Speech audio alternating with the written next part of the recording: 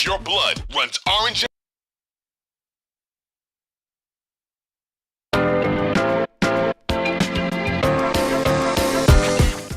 What's up? This is EJ Stewart. What if I drop 40 days, 40 nights? One, you can't do it. All you are your words. If there's anything you learned about me, I'm going to keep it 100 with you. Going to be a long 40 days this year. My skill shot will hold for your city for 40 days. Rest in peace to all my ops. You're the guy who can't finish a sandwich. You think you can go 40 days? This isn't normal! Oh, you're wrong, brother. I'm going to go the distance. Let's go! Let's go is right. What's up? This is EJ Stewart. You are watching 40 Days and Counting, a live stream where I do 2 live stream shows per week. One, 8 a.m. on Fridays, which is where we are today. I know it's 8:17 right now. I had a little stuff just to get ready for the show. And obviously 6 p.m. on Tuesday. So this is the Friday morning version of the show. A lot to get to. Big developments happening coming out of the NBA playoffs last night. 3 elimination games. What a phenomenal first round we have had. I'll tell you one thing. I was dead wrong. I thought this would be a first round that I'm not surprised the Nuggets T-Wolves series was this competitive, though I'm a little surprised given the injuries the T-Wolves had that they've been able to not only stay in that series but move on.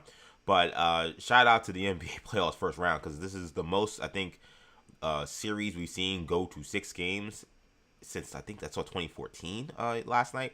This has been an extremely competitive first round, which is why you had 3 elimination games last night. You're going to have more elimination games later tonight, so we'll break all that down. We'll talk about the Knicks' destruction of the Atlanta Hawks. We'll also talk about, again, those T-Wolves who kind of shockingly, despite missing their entire backcourt almost, were able to, and only had 8 guys available to play, were able to still knock off the Denver Nuggets and advance into the second round of the playoffs where they'll face the San Antonio Spurs. And then now you got Philadelphia, who was down 3-1 in the series, able to force Game 7 against Boston. That's going to happen Saturday, 7 p.m. So a ton to get to in the NBA playoffs. Really excited to talk about that, give you my thoughts on what's going on over there. We're also going to get away from sports and talk about some other things, including the WWE. I didn't get to mention it much this past week, but there were a bunch of releases from WWE. They obviously released several SARS, some that were even in storylines. And we got a little word as to maybe why some folks are getting released compared to others.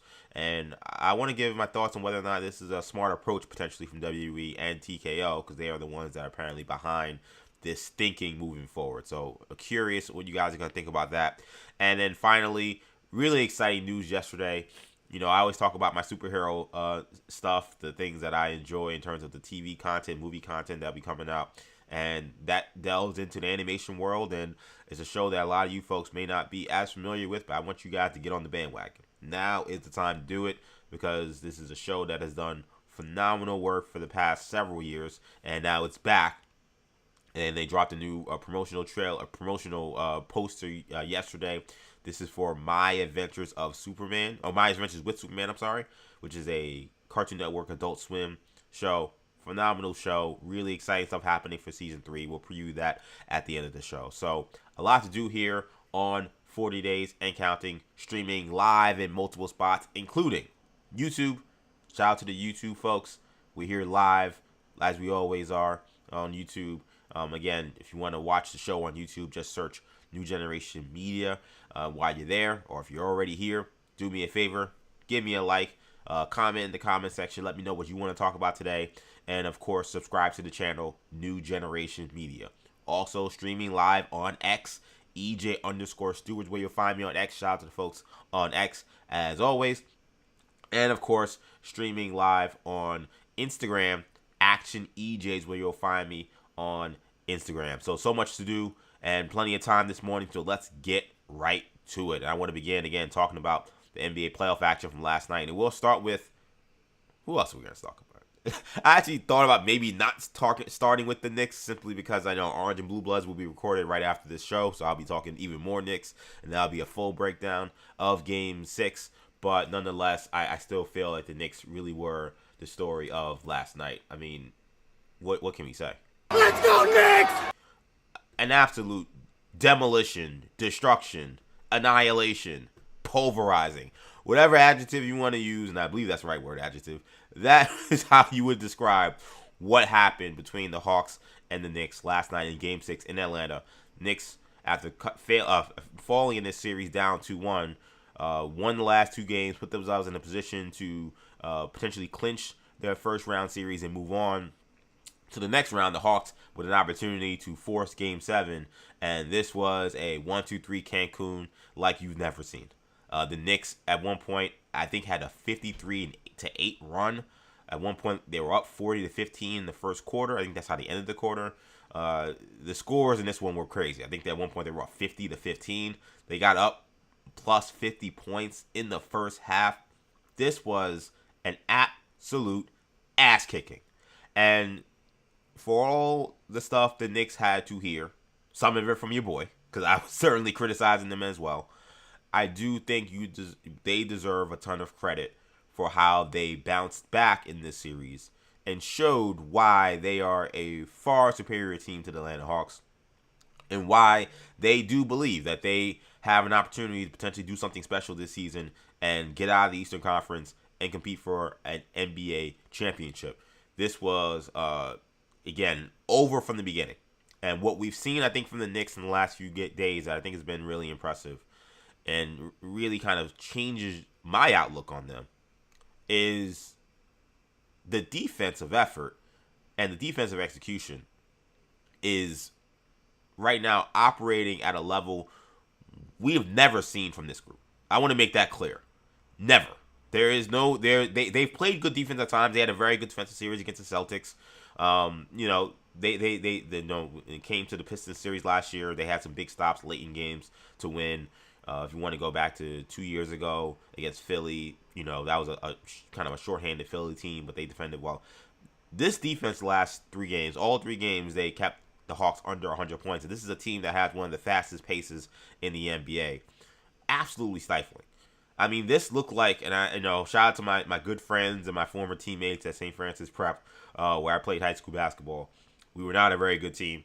We did not win many league games. We were playing in arguably the hardest league in all of high school basketball in the country. But this game reminded me a little bit of those St. Francis Prep blowout losses that I sat through on the bench watching my teammates, my comrades struggle against the likes of a Kemba Walker and some of the NBA players that were on some of these other teams. I mean, the turnovers, the disruption, the physical dominance, the Knicks looked scary. And I do want to preface it by saying the Hawks had a very good season. The way they turned around their season was very impressive. Quinn Snyder did a really good job of turning the Hawks into a fast-breaking kind of, they try to be defensive disruptive kind of team. They kind of changed their identity midway through the year when they realized that running this team through Trae Young was going to get them nowhere. But, I mean, they looked like they didn't belong on the same court with the New York Knicks. And I can't remember the last time watching an NBA game. And there have been blowouts. There have been games where teams have just gotten out to big leads. So this is not like it's just completely foreign, especially in today's NBA, because you will see some really lopsided blowouts. But considering just how close most of these games have been in the playoffs, it was stunning to see how the Knicks were able to just put the absolute clamps on the Hawks for 3 games in a row, and in this game particularly, just completely turned the water off. This was a really impressive performance. It starts with OG Anunoby, who you start to wonder if this young man is really becoming a star in this league. He outplayed Jalen Johnson, who was talked about, and correctly so, as one of the huge difference makers potentially in this series. He was an all-star. He was basically a 22-8-8 guy. He's a very talented young player. But OG Anunoby and his defense on him was frustrating him the entire series. OG's ability to get into the passing lanes, the long arms, the disruptiveness, the defense was ridiculous. And then the offensive game has come together in the way that makes you wonder again, have you been underselling OG Anunoby's potential? Have we been underselling what kind of player he could be? I think when the Knicks traded for Mikal Bridges, and Mikal Bridges had a great game, so I'm not here to absolutely say anything wrong about him. He was shooting the ball well. He was also extremely defensively disruptive. He was phenomenal. Everybody in this team played well in this game. But when Mikal came over, the thought process was, okay, this is the Knicks third star. This is the Knicks' third scorer. OG Anunoby is the third cog in this. And when you watch a game like that, it makes you feel like he's probably the second most important guy on the team outside of Jalen Brunson, because his ability to not only dominate the game defensively, but now offensively, you're seeing the jump shot. He's as locked in as he's probably ever been. Now, I love to see what actually, I can look it up real quickly, or maybe I'll look it up later because I don't want to disrupt it live. But he's been as locked in as I've ever seen him in terms of shooting the basketball. Feels like every time he shoots it's going in, and it looks pure. Backspin's beautiful. He is locked in terms of the offensive game. The way, again, also, like I said this on Orange and Blue Bloods, and I'll say it again, if you're talking about with the Hawks and what they need to do this offseason, and, you know, the guys on ESPN, the Inside the NBA team said it, and they were 100% right. They got to get stronger. I mean, they're a very good team, but playoff basketball is big boy ball, and the Knicks just bullied them for 3 games, and OG Anunoby was the biggest bully on the block. And it's funny because he's such a soft-spoken guy and doesn't say much. And it's not like he was trash talking or trying to fight anybody, and there were some fisticuffs in this game. But, I mean, the amount of times he was just driving to the basket and just driving through people. Just driving through their chests. Guys trying to make fouls and trying to get in the way to potentially at least challenge the shot or at least send them to the line, not let him get 2. And he's getting and ones with ease. OG Anunoby, definitely the story of this series moving forward. And we'll get to Cat and we'll get to some of the other guys. But, I mean, he was phenomenal last night. He outscored the Hawks by himself in the first quarter. Just a dominant performance from OG. And what we've talked about with the Knicks for a lot of this season has been, can the Knicks find a way to learn that other guys on this team can dominate games, and other guys on this team can carry them for stretches when Jalen Brunson doesn't have it or when teams try to take him away. And it felt like the Knicks essentially learned on the fly how to do that, because we rarely really saw them lock into that at any point this season. That had been the storyline for much of this year. The last 3 games, I know Jalen Brunson had a huge game 5, obviously, but a lot of that was because the Knicks were able to, once again, early in the game, establish Cat and OG Anunoby, which is exactly what I had spoken about on Orange Blue Bloods in our previous episode. The way the Knicks move the ball, the defense, the physicality, this is the version of the Knicks that can get to the NBA Finals. No question about it. Now, can they continue to play with this level of consistency? We'll see. You're not going to see another game where they, and I know maybe knock on, well, I don't want to knock on wood because I hope we do. I don't think you're going to see another game where they win by 51 points and they're up by 50 at halftime. That would stun me. But I do think it felt like you saw a team, and we've seen this with the other great teams of the past. We've seen it with, you know, the 2000s Lakers with Kobe and Shaq. We've seen it with the Celtics with the Big Three. We've seen it with the Big Heat, the Big Three for the Heatles. We've seen some of these teams that can kind of just work their way through a regular season, and then playoff time comes, and they're able to flip a switch and hit a gear that some of these teams that are going through it for the first time just can't match. And that is exactly what you saw in that game last night. An absolutely dominant performance by the New York Knicks, and one that I think puts the entire league on notice. I do think that this was that kind of ass kicking. That was not normal NBA basketball. You don't typically see 50-point blowouts in elimination games, 50 points up by halftime. That was ridiculous. So a great win for the Knicks. Again, if you're a Hawks fan, oof. Don't know what I know how much I got for you, man. That was tough, and for a team that really did have such a great second half of the season, so much so that there were folks who wondered if they could upset a Knicks team that, to some of those folks, give them a little smidge of credit. The Knicks, the first 3 games of the series kind of showed why people were doubting them, right? Like the way they obviously won game 1 handily, but they kind of let the Hawks, score a lot of points, kind of make that game way closer than it should have been. And then games 2 and games 3, game 2, you let them walk you down in the fourth quarter, and they still win at the Garden. Game 3, you're down 17, 18 points. You're having to try to walk them down, and then you can't execute late in the game in order to get back ahead and take control of the series. That version of the Knicks team is a team that people thought the Hawks could upset, and the Hawks were winning those games. This version, the Hawks had no chance, and again, I think a lot of teams in the NBA will have a lot of trouble with this version of the Knicks if they play this way. Phenomenal effort, great performance by the Knicks. I'll be curious. I don't think anything comes of the brouhaha between Mitchell Robinson and Dyson Daniels, who I gotta be real. Dyson Daniels really embarrassed himself, I thought, in that to kind of get himself out of that game. Now, Charles Barkley made a good point. Maybe he saw a 50-point deficit and said, I'm not finishing this game. Let me find a way to get ejected. Who's the most hot-headed guy on this team? Mitch Robinson. Cool. I'm going to elbow him in the chest and then grab him, and let's see if he can get me ejected. And it worked. But, I mean, trying to be a tough guy when you're down 50 points is completely ridiculous. And Jalen Johnson was doing it a couple plays earlier with Josh Hart. I think if you're a Knicks fan, you're probably saying, Mitchell Robinson, you got to keep it cool. Like, you're up 50 points. This guy's a clown. There's... Yes, you don't want to get elbowed in the chest. It sounded like he said it.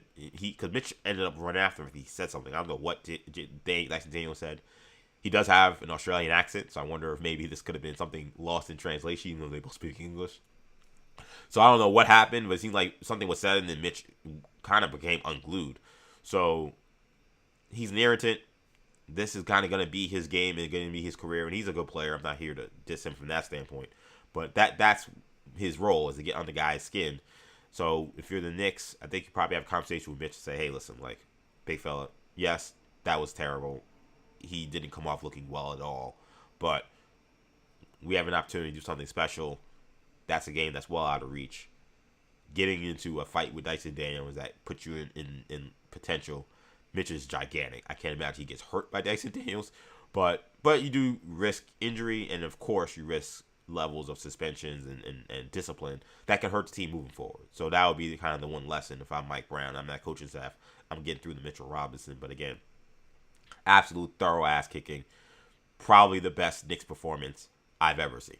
I'm being real. I think all the hyperbole is warranted. Like, I don't know what else to say. I think a lot of Knicks fans were like James Dolan, who was sitting courtside, sitting next to Stephon Marbury, and he's like, 41 effing points. Like, that's kind of what we were saying. Like, I couldn't believe it. My fiance walked in the door, and I said, hey, look at the score. And my fiance is not a huge sports fan at all, but she knows lopsided scores, and she knows how much time's left in the game, and she saw 50-15 with like 10 minutes left in the second quarter. She's like, what? An absolute stunning performance. I thought the Knicks would win this game, and I said that. And I said we were going to learn a lot about how mature this team was, and I said they're mature as I hope they are. They're going to take care of this team. I thought they could win this game in a lopsided fashion. I did not think they would win by 51 points. I want to make that very clear. So, but I think if you're a Knicks fan, you got to feel really, really good about what they did. It's crazy, given all the narratives, all the talk about where the team was at the game 3. And again, I was completely part of that. I'm not just taking myself away from that. But it's crazy to think of where they were 41 games, up 2-1 in game 3. And that they are the first team in this whole tournament in the Eastern Conference to get to the second round. Like, think about how down everyone was on New York after game 3. And now here they are, advancing to the second round, and every other series in the Eastern Conference is still up for grabs. It's just, again, stunning. It's the only way I can put it. But shout out to the Knicks. They advance. It's a good day, I think, if you're a Knicks fan, and I'm very happy. Bam! You and dunked in your face. We are the New York Knicks. We are the New York Knicks. We are the New York Knicks. So I know Pearl's probably not very happy, my good friend Andrew Pearl, about what happened with the Knicks last night, seeing them dismantle the Hawks the way they did. I think he's very happy about this, though. Dr. J, everybody. So the Philadelphia 76ers have advanced, and they're moving on to not advanced, I'm sorry. The Philadelphia Sixers have kept their season alive, and they have forced a Game 7 against the Boston Celtics. They won Game 6 last night, 106-93. Tyrese Maxey had 30 points. He was dynamite in this game, and it's now a couple of 30 burgers from Tyrese Maxey in this series. I feel like with the Celtics, there is reason to be legitimately concerned about where they are right now, and just their style of play. Like, we know where the game is. I'm not going to sit here and try to be the fogey who's like, oh, look at all these guys shooting all these threes. I'm tired of seeing everybody shooting threes. I'm not that guy. I'm sorry. If you're looking for me to be that guy, I'm not that guy. I'd never be that guy. But I am for smart basketball. And I am for adjusting to how the game is being played and how you can find ways to win when plan A doesn't work. And it is striking for the Celtics to win so many games in the regular season, to have the pedigree as NBA champions, and play such stupid basketball every postseason. And we've seen this team do this in multiple iterations. Remember, the Ime Udoka team was down 0-3 against the Heat, an 8 seed, and almost got swept, before they forced a Game 7 and then no-showed in Game 7 at home. Like, it's a weird group. It's a weird group. At times, you'll see some phenomenal performances. I think Celtics fans, if you're holding on to anything after, potentially blowing this 3-1 lead, you think about, hey, last time we saw Philly in Game 7 at home, Jason Tatum scored 51. And it was, probably one of the better performances in Celtic playoff history.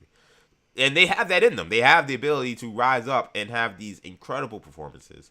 But they also have this ability to lay these fascinating eggs that make you just wonder, like, how does this team win a championship? How does this team have the level of success that they've had in the playoffs, given how stupid they play? And that is really, I thought, the takeaway from the game yesterday. They, live by the 3 and die by the 3. This is a game where they died a miserable death from 3. They shot 29% from the field from three-point land, 12 for 41. And again, when it comes to shot diets, for a game that the Sixers, because they played okay defense, they really only had one really bad quarter, which was the second quarter. Celtics played pretty decent defense throughout this game. The Sixers never really ran away from them. Like, this was a game that, at one point they were up 23, but at long stretches of the game, they kind of were living in the 10 to 15 point range in terms of where the game was. That is more than enough points and time for the Celtics to have maybe broached like a real comeback. I thought that the decision by Mazzulla last night when they got the lead down to, I think, 12 to not put his starters back in also was bizarre. I know at the end of the game he said, listen, to be fair, starters didn't give him much. But I know after the game he said, well, I thought that the group out there in the second half, in the fourth quarter, was playing really well, so I wanted to let them see if they could continue to put pressure on Philly. But I mean, I think it's silly to think that lineup with Luka Garza and Ron Harper Jr. was gonna overcome a 20-point deficit and send Philly packing. That seemed quite ridiculous. So I really didn't get that. Tatum had something going on with his leg. Mazzulla says he's not hurt. Tatum said his leg got stiff. It was not the leg that was surgically repaired, to be clear, with the Achilles. But he's stretching out his calf. I didn't like seeing that. So maybe that had something to do with it. The Celtics tried to downplay it as much as they could. And Tatum says he will be 100% ready to go for Game 7. But man, I watching that game, watching them just shoot brick after brick after brick after brick. And yes, you got Embiid, so he's going to deter you from going into the paint a little bit more.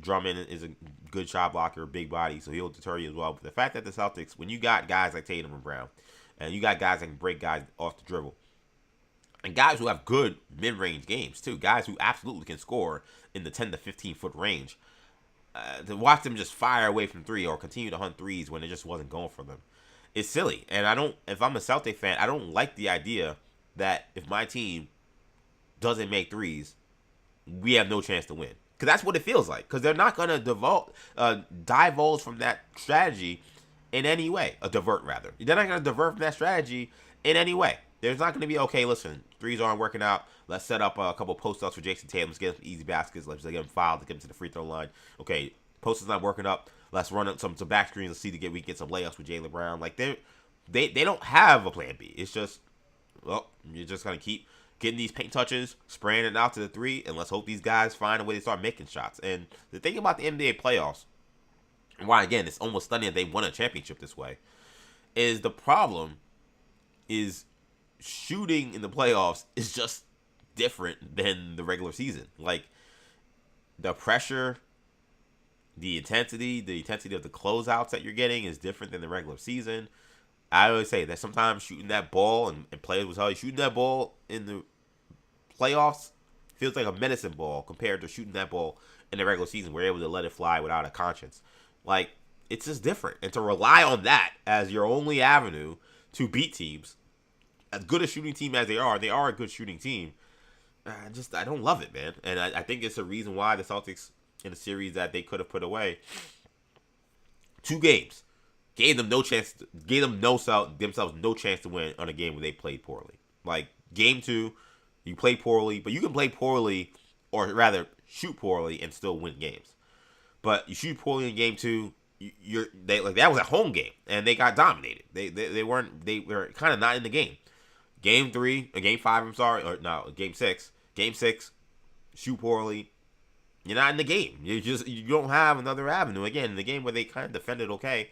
And considering that they, looking at Philly's overall box score numbers, 44% from the field, 33% from 3. They did make 17 free throws. They were 17 for 19. It's not lockdown defense, but it's a average defensive performance, maybe slightly below average. It's not terrible. Again, you kept them to 106 points. That is a situation where you're getting enough defensive stops where you're able to get the ball off the rim instead of out of the net and push the tempo, get some layups, get into the fast break game. They have none of that. None of that is an avenue of their game. They don't get any offensive rebounds. Like for a team that has the talent that they have. And I use that kind of loosely. I actually don't think this is that team that's that talented, which is kind of why I've been a little taken aback at how people were. And in this long playoffs, man, they could win this game, and then we got a whole series with the Knicks, and we'll see how that goes. But I was a little surprised at how people were just running to Boston as by far the team to beat in the Eastern Conference and by far the most impressive team that we've seen this season. Just from a roster standpoint, I think this team is worse than they were last year. And I watched them lose in the second round last year. Nehemiah Caves had a good year. Again, this is playoff basketball. Nikola Vucevic looks super washed at this point in his career. Garza played well, and Garza's pretty good. But the names I'm mentioning, Ron Harper Jr., Baylor Shireman, who's a young player, like, they had guys. I thought Jordan Walsh, his defense and his activity, I think was welcomed in this game. I thought he gave them some pretty good minutes. He was plus 10 in this one. But, like, again, I think this is a team that had Drew Holiday, right? This is a team that had NBA champions on it. Porzingis was a no-show basically for the playoffs last year because whatever illness he was dealing with. But I'm just saying, like, the Celtics had more talent than they have this year. So I was a little surprised at how much people were just running to them to run through the Eastern Conference. But they do have talent, and it is weird to see a team with so much talent give themselves such a narrow margin to win games. Because when you say, if we don't shoot well, we're kind of washed, we're cooked. In the playoffs, you're playing too many good teams for that to be your only strategy. You're not going to be able to just come, and they have a good defense, but you're not going to just completely shut down a team like Philly who has 2 All-Stars in their starting lineup, a guy in Paul George who's going to the Hall of Fame, VJ Edgecombe is a all-rookie first-team guy, like, and they don't got a lot of depth. They don't got much after that. I'll be honest. But they got dudes. They as they say, when we talk about college basketball, college football, those kids are on scholarship too. Like, they got good players, and they're gonna score. They're gonna make plays. They're gonna make spectacular plays, which we saw a ton from Maxey, a ton from Edgecombe in this game. You got to be able to weather those storms, and when things are not going well, find ways to adjust. There are 0 adjustments with this Celtics team. So I don't know what's going to happen in Game 7. This, to me, is one of the most, in my opinion, unpredictable Game 7s that I feel like I could remember in terms of maybe, in a first round situation. Like, I don't know who's going to win this game. I'll be honest. I don't know who's going to win. Because the Celtics, if you tell me they don't shoot well, I think they have no shot. Now, they could turn it around and, a lot of these role players, Peyton Pritchard, who didn't shoot the ball well from 3 last night, he's a guy that you think would be much better at home, though he had his best game of the series in Game 4. I would expect that you'll see, and he had a great Game 3, too. I would expect that you'll see those guys shoot the ball better, but now Philly has a lot of confidence. And you had Joel Embiid, after the game say, listen, like, we've lost this team a ton in the playoffs. He's suffered several heartbreaking losses to the Celtics in the playoffs. He said, I'm not trying to lose these guys again. Maybe for Boston, you feel like you had the big brother syndrome. You feel like, listen, okay, they got that one, but we've beaten this team before. We know what they're about come crunch time, and we'll take care of business again. And there may be some reason to feel confident in that, but a really disappointing, disheartening performance from the Celtics last night. And again, a lot of credit goes to the Sixers. That was a team that down 3-1 after the way they lost in Game 4. Very easily, you say, okay, we could kind of pack in our tent and just move on. Like, this series is over. We can't come back.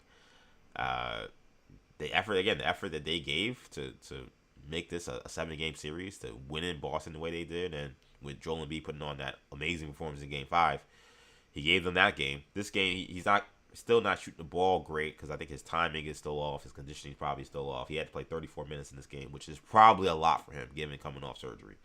But everyone else on the team basically almost played 40 minutes, or did. Paul George, 40. Maxey, 40. Edgecombe, 38. Kelly Oubre, 39. Quentin Grimes, it was the only guy on the bench who played more than 13 minutes. And he played 22 minutes. This is a team that is essentially a 7-man rotation. You'll get a little bit of Andre Drummond in there, but after that, Justin Edwards gave them 10 minutes. He actually played pretty good, but he rebounded the ball well. But this is not a deep team, so I guess the question becomes, do they have enough in the tank to give one more high-end performance? That's what it's going to take to beat the Celtics in a Game 7 in Boston. But I think if you're a fan of the Sixers, I think you should feel very confident. I really do. I don't think you feel like, we're coming into a no chance, no win situation. They are a team with playoff experience. They have guys that have been through it. Nobody that's won anything of note besides Lowry, who's now just like a bench warmer, and basically a pseudo assistant coach. But they've been through enough playoff wars where these guys know what the environment's going to be like, know what to expect. Now the question is, can they get over the hump? Very fascinated to see what happens in that Game 7. That's going to be Saturday at 7 p.m. Sixers traveling to Boston for Game 7. I don't know what to say about the Denver Nuggets, man. So, the T-Wolves, first of all, shout out to the T-Wolves. Plenty easy thing to say about them. Chris Finch has really developed a really gritty team that has a ton of heart and no quit, and a team that I would hate to face during a playoff situation. The identity that he's established with this team, he's probably one of the most underrated coaches in the NBA. No coach is perfect. He's had some bad moments. I thought he coached a terrible series when they were an 8 seed against Memphis, when I thought they had a chance to maybe win that series. He had some really rough games there. The Thunder are the Thunder, but he didn't really do much to give them any answers against the Thunder last year. But again, no coach is perfect. All in all, and also shout out to Tim Connolly as well, the GM. Because hem and haw about the Rudy Gobert trade. That trade won them this series. But also, they have found a way to still somehow bring in young talent on this team that when basically all hell breaks loose and your entire backcourt gets hurt, they are still able to find a way to put guys on the floor who, when their number is called, can make an impact and win a game at home, Game 6, where the Nuggets are playing for their playoff lives. A ton of credit goes to the coaching staff in the front office, and of course, a ton of credit goes to the players. Jaden McDaniels, the ultimate stand-on business guy, the ultimate walk it like you talk it guy, the ultimate guy who backed up a lot of the trash talk that he was putting out there about the Denver Nuggets. He said that this was a bad defensive team. He said they don't have any good defensive players. We have to just attack these guys, attack their individual defensive players one-on-one because they can't guard us. And bro, couldn't have been more right. Could not have been more right. I mean, they just, in terms of this game, the amount of problems the Nuggets had keeping Jaden McDaniels and Terrence Shannon in front of them is not surprising just because we've seen how the series has gone. But it is if you're a Nuggets fan, wildly disappointing to see how well this team fell short of what their expectations were. I had the Nuggets getting to the NBA Finals before the season. I held on till the end. Even when there were some wary moments during the regular season. They did finish the regular season extremely strong. And I said, okay, I think the Nuggets are figuring themselves out. Gordon's getting healthier. I think that they'll be okay. And I still think they'll find a way. I still felt like, I don't feel it anymore, obviously, but I felt like they still presented the best challenge to the to the what's it called? The Oklahoma City Thunder in the West. They played them the Game 7. I think they match up well. They damn sure don't match up well with this team, though. I think the T-Wolves feel like they have an advantage. I know Julius Randle said after the game. I know everyone else was picking against us. We fully expected to win this game because of how we're built as a team and our advantages over them. We thought we were going to win. And when I'm looking at the Denver Nuggets as a team, and it's why I had them losing to the Knicks in the finals. I had the Knicks winning a championship. But when I think of the Nuggets as a team and why they lost this series and the issues that they have, they need, as I kind of diagnosed the Hawks, saying they need to get some strength, they need to get some physicality, they need to get some big boys, basically, because they got just overwhelmed by the Knicks in the last 3 games of their series. The athletic profile of the Nuggets just isn't good enough, especially when Aaron Gordon isn't out there. And real conversations have to be had about every guy on the team that's not Nikola Jokic. Unless Jokic comes to me and says, hey, I'm not signing that extension, so, figure it out. Then maybe you have the really hard conversation about, like, it's just over, and we have to find a way to, move on. I don't think we're there yet, but he is a guy that has basically a 2-year deal. It's going to be an extension for him that's on the table. We'll see if he signs it. He says he wants to be a Nugget for life. We've heard guys say stuff like that before and change teams, so we'll see. I know one thing. If I was Nikola Jokic, I'm not signing that piece of paper until there are some changes to this roster and probably to this coaching staff. David Adelman looked overwhelmed. I don't know if he's a real NBA head coach at this point in time. Like they fired Malone. I didn't think it was a great decision when they did that. Adelman has been no better.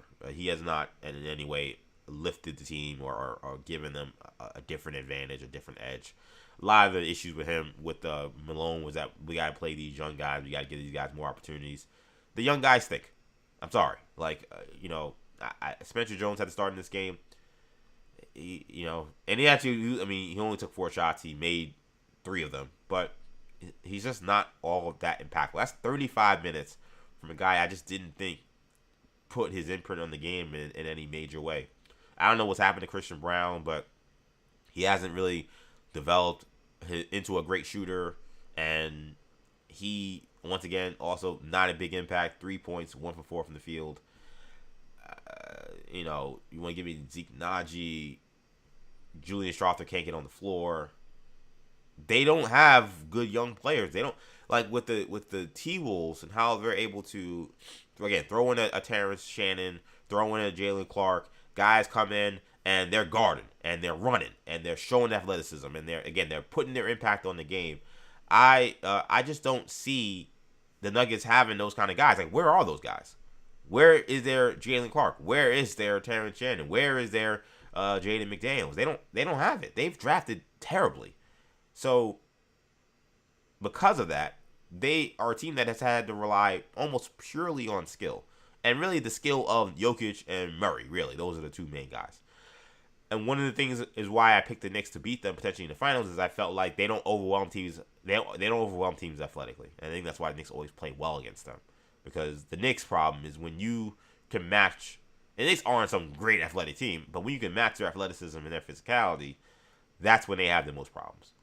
When they have teams that are quicker, more athletic, like the Pacers, those are teams that eliminated them 2 years in a row, they have had trouble. The Nuggets aren't that team.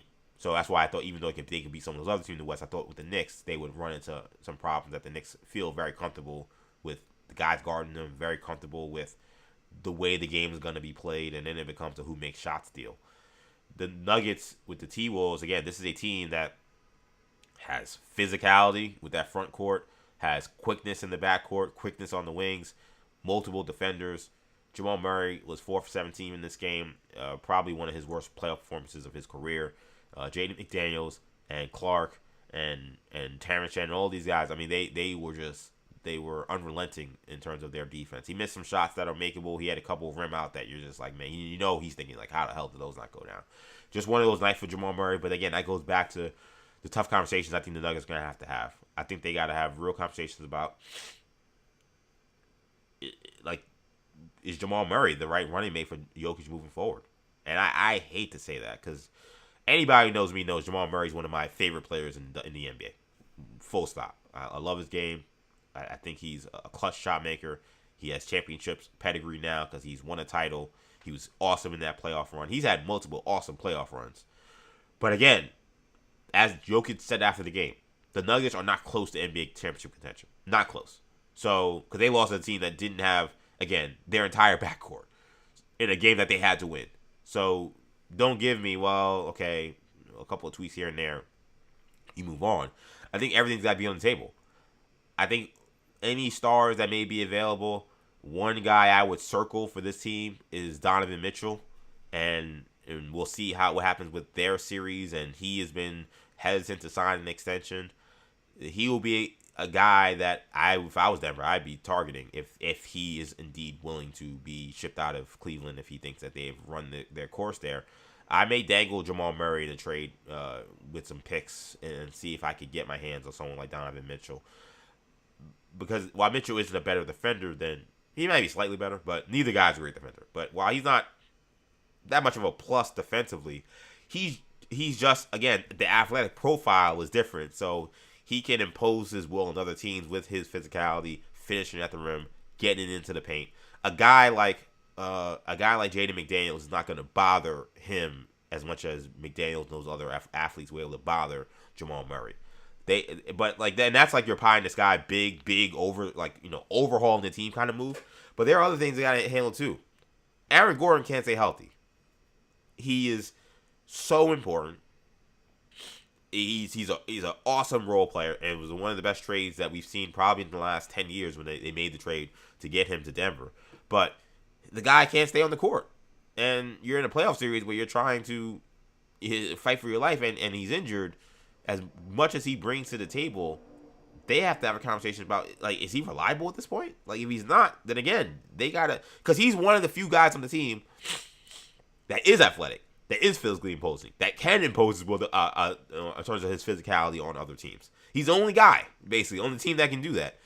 And he's in and out of the lineup. So is it a Mitchell Robinson situation for the Nuggets, where they have to be way more strategic with how they manage him during a regular season, to just, he's not playing back-to-backs, he's not doing X, Y, and Z, he's going to take plenty of load management, because this guy is super important, and we cannot win without him, so he has to be available in the playoffs. That may have to be the new approach for how they handle Aaron Gordon, or the flip side again may be that they may have to have a real tough decision about, listen, as good as he is, he's just not healthy enough. Maybe we need to flip him. It might mean us taking one step back to eventually go two steps forward, because maybe we can get some picks, or maybe we can get some young players who we can develop into impactful players that can fill the gaps that we're going to lose with losing a guy like this. But at the end of the day, again, this is several postseasons in a row. The team needs him out there, and he can't go. He tried to go in Game 7 last year on basically a torn hamstring and gave them nothing. This year, he can't finish the series again. He was injured most of the year. He's a guy that is, and we understand it with those super athletes, right? This guy should be a slam dunk champion probably twice, and instead he has none because he definitely got robbed in the one that Derek Jones won. This is a guy that's a slam dunk competitor, one of the best athletes in the NBA, but again, the injuries are starting to mount up, and they seem to be coming at the worst times. This year was weird because he was just injured all year. He never, seemed like when he got healthy, then he got hurt again. So Denver has real questions, I think, to answer about what is the direction of this team. I don't think that this is a first round loss. We say, okay, just bad year, flush it and move on. Between the Jokic extension that's kind of hovering out there, I think between a Western Conference that is getting better, like the reality is the Nuggets have been passed up. This was a team that was a class of the Western Conference, and they got passed up by the Thunder, obviously. They've been passed up by the T-Wolves, obviously. They've been passed up by the Spurs, obviously, to me. Those are three teams that are very clearly, at this point in time, way more equipped to get through the rigors of a postseason in the Western Conference than the Nuggets. Don't give me regular season. Like, they had a ton of wins. They were able to do a lot of stuff because Jokic is just a wizard. But in terms of where they are as a playoff caliber team, those teams got them wiped out. There's no question about it. And then for Jokic and where he stands in this postseason and this exit, this is a terrible look. Rudy Gobert, who couldn't guard him absolutely could not guard him for, I don't know how many years, multiple years in a row. They faced the team in the playoffs, and he was no match for him. And so much so that Karl-Anthony Towns, when he was there, they actually put Karl-Anthony Towns and Nas Reed more on Jokic, because Gobert flew for a pump fake, got in foul trouble.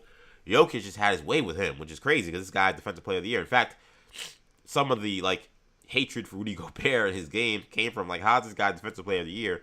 And yes, I know it's Nikola Jokic, but it's like he's begging for this matchup with Rudy Gobert, how badly he was dominating him. I don't know. He learned real quick how to guard Jokic, because Jokic just did not have the level of dominance that we're used to seeing from him. In fact, he had a couple of rough games in the series. Rudy Gobert's length, his strength, and he was, I don't know if he paid attention to the scout more or he just feels more comfortable with the scout, but he seemed to have Jokic down in terms of what his game is, what he's trying to get to. And Jokic makes shots. Jokic makes plays. He is one of the greatest big men of all time. But it just didn't come as easy for Jokic. Rudy Gobert earned all 3 or 4, I mean, Defensive Player of the Year awards. I think he has 4. He earned all 4 of them in this series. This was a series, okay, I know why this guy's Defensive Player of the Year now, because I don't think I've ever seen a guy guard Jokic this well. For Jokic, this is a terrible look. This is, there's no sugarcoating it. I know he's a champion. In some ways, once you win a title, your resume is Teflon, especially in this day and age. But he's still in the prime of his career, and while the Nuggets haven't done much to support him, and the moves that they have made to try to support him haven't worked, you still look at this team, and you look at, who they were playing against, and think that it was inexcusable to lose in the first round.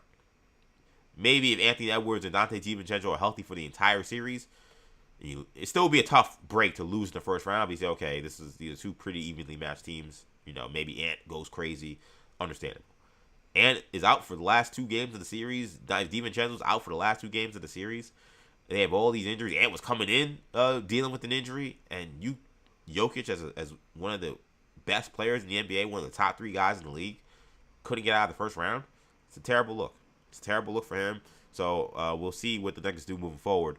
But I was really disappointed in what they did in this series and their season ending in 6 games after the T-Wolves were able to dispatch them 110-98. I love, by the way, one thing I want to get off before I get out of here, or not get out of here, but get out of the NBA playoff conversation. I know there's going to be conversations about expansion. In fact, that could be coming in the weeks, right? Because they're going to be voting on Vegas and Seattle being the new expansion teams. I think that will probably come about, I want to say 29, I think is the year, 28, 29. Forgive me if I'm wrong on that. But all the conversation about NBA expansion teams and teams having to move to the Eastern Conference potentially, I know the favorites in the clubhouse to move to the East right now are the T-Wolves and the Memphis Grizzlies. I hope, now 3 years is a long time and things are going to change for sure. This is one of the best rivalries in the NBA. T-Wolves Nuggets. There's real disdain. These teams clearly do not like each other. It feels like every game you're on the brink of a major scuffle happening. There was one in this game. There obviously was a big one in Game 4. I hope that the NBA maybe sees what we have here, which is 2 teams with playoff history and real bad blood, and says, you know what, instead of sending Minnesota out east, let's maybe send New Orleans out east.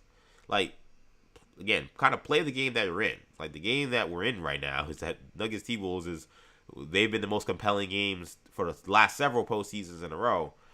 That would potentially go away if you're talking about sending the T-Wolves out east. It's not that, obviously, of course, you can have an NBA Finals matchup, but now a lot of the juice is gone. These are 2 teams that are in the same division. They play each other 4 times a year. Again, the Christmas game they had this year was arguably the best game of the NBA regular season. What are we doing at a certain point? I would be really disappointed if they decided to send the T-Wolves out east. If we're talking about 2 years from now, the Nuggets and T-Wolves are still one of the hottest rivalries in the NBA. And if Jokic stays in Denver with the teams that they have established, Denver's going to have to make a lot of changes. But the T-Wolves are still a pretty young team. They got a bunch of guys essentially entering their prime or about to enter their prime. This could be a rivalry that even 2-3 years from now still is hot. So I hope that we don't get it taken away from us prematurely.